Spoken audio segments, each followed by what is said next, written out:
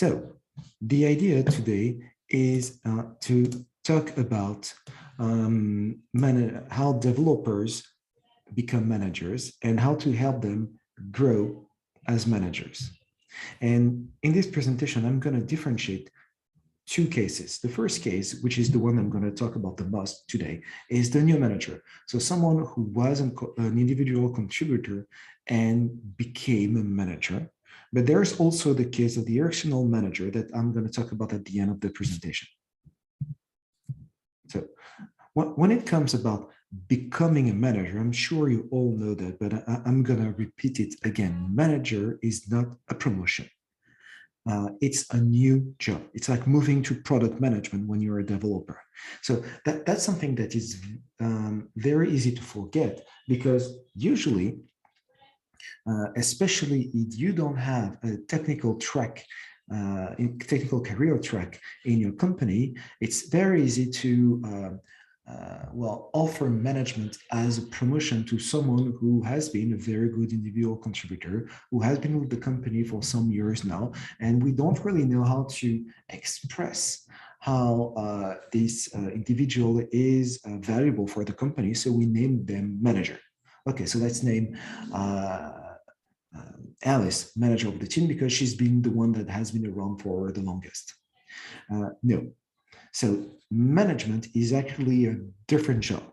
And when you're a developer, it's a job that actually needs you to be completely different than who you've been so far to be successful.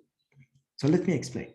So when you're a developer, to be successful, you need to be a problem solver. As a manager, you need to become a solution enabler. So you need to stop solving problems and you need to help others solve their own problem, which is a very different behavior. As a manager, you need to empower people to make decisions, and you don't have to do things on your own. So there are a lot of things that made developers successful as individual contributors, which will not make them successful as a manager. So that's very important to keep in mind. So when thinking about moving from one job, which is a developer, to another job, which is engineering manager, you really have to think about the three dimensions of learning: knowledge, skills, and behaviors. And I'll talk about that in a few. So usually what happens is the following.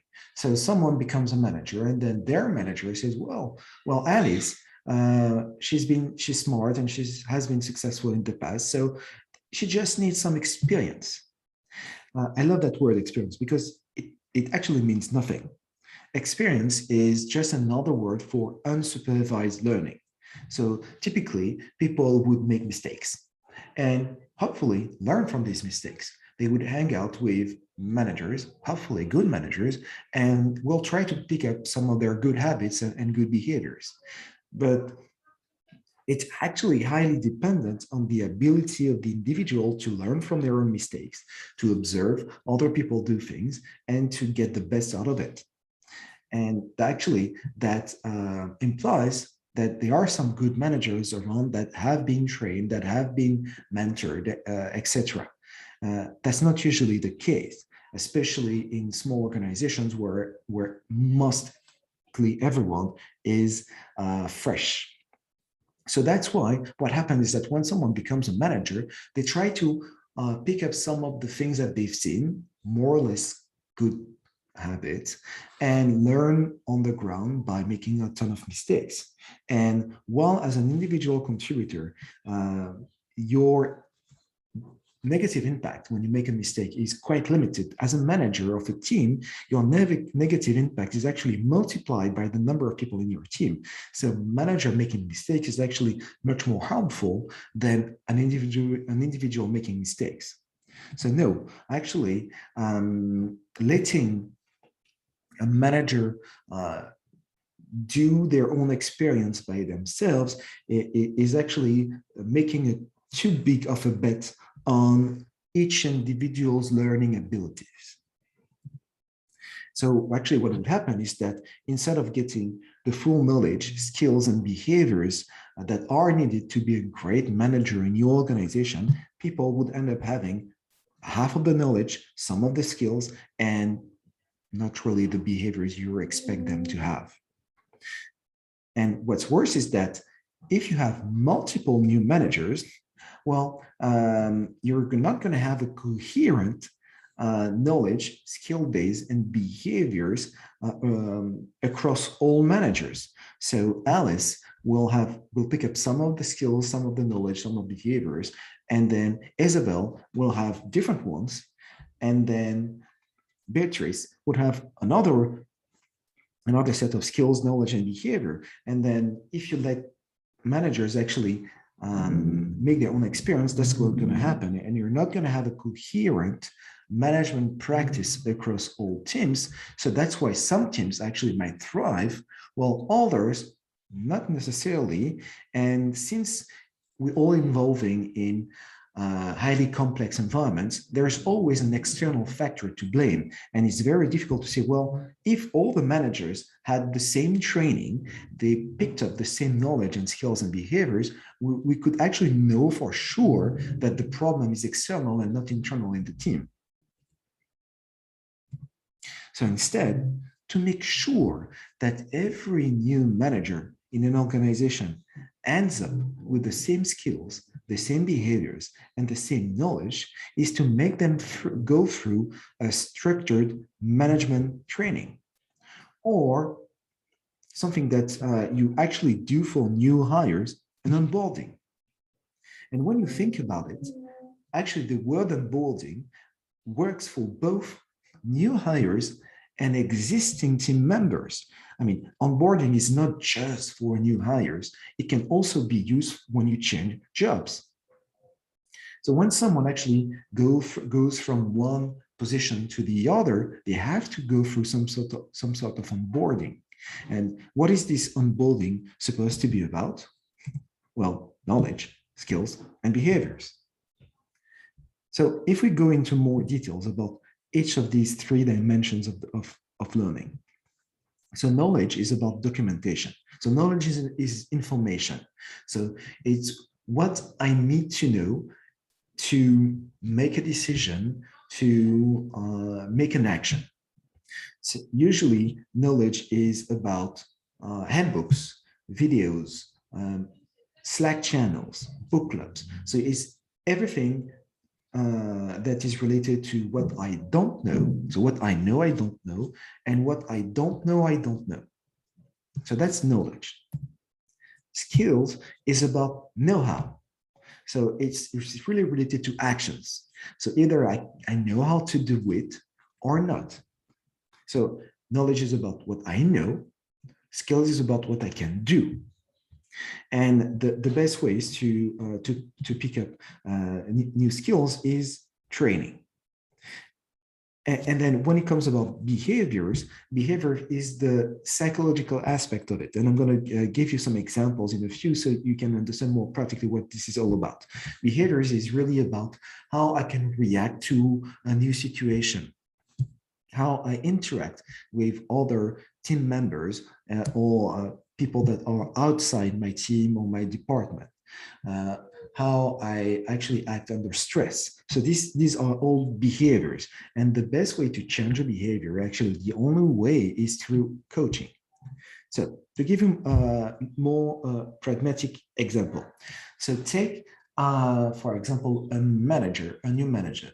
So as a new manager, what they one of the things that they need to do and they need to do well is one-on-ones. So one-on-ones are dedicated times in a manager's schedule to talk with team members about anything but the current projects.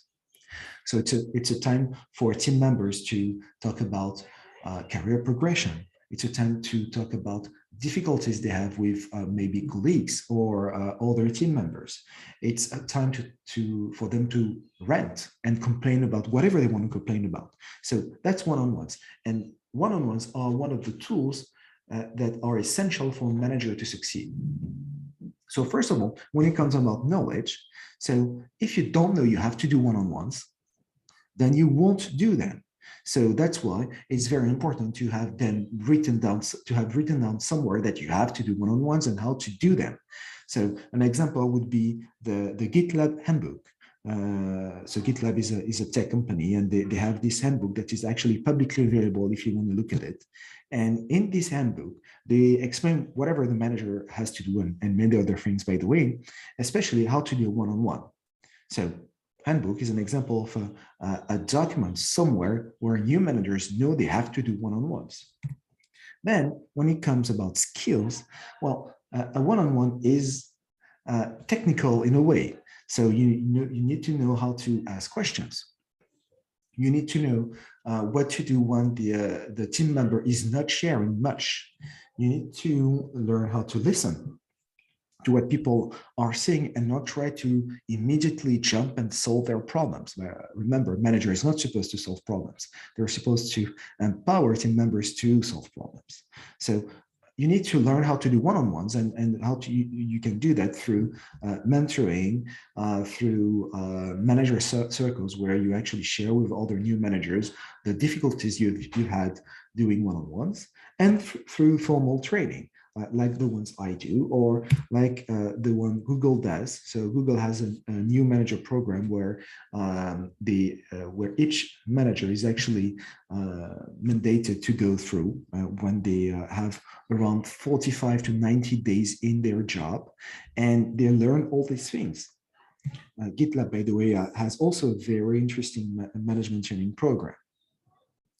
And then just to finish about my example on one-on-ones, so the last bit is about behaviors.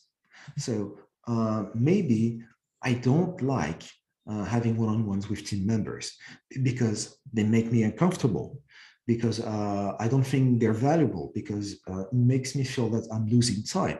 And it's not about knowing that I have to do one-on-ones. It's not about the fact that I don't know how to ask questions and how to listen. It's really about that I'm psychologically uncomfortable doing them.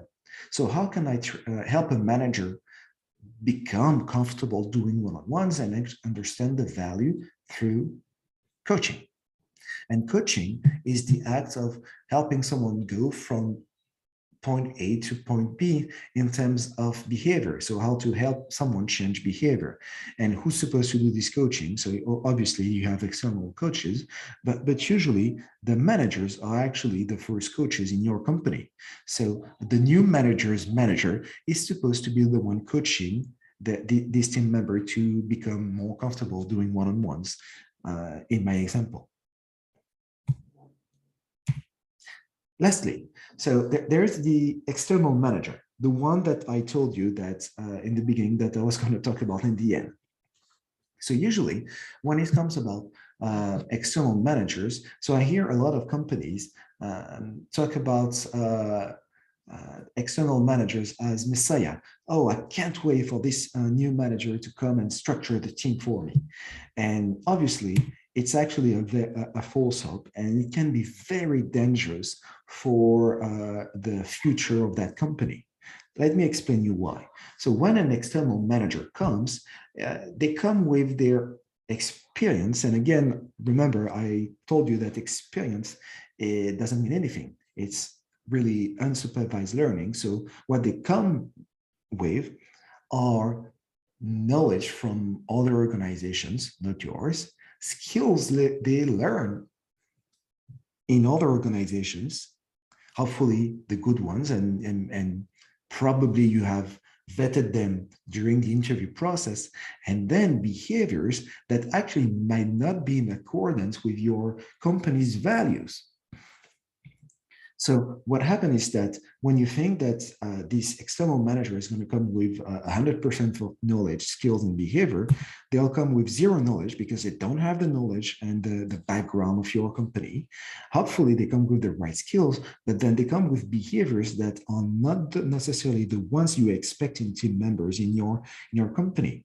So as new managers, external managers also have to go through the same structured management training, maybe a fast track, because they're supposed to be already experienced, but at least you know that they will come up with the same knowledge, skills, and behaviors as every single manager in your company.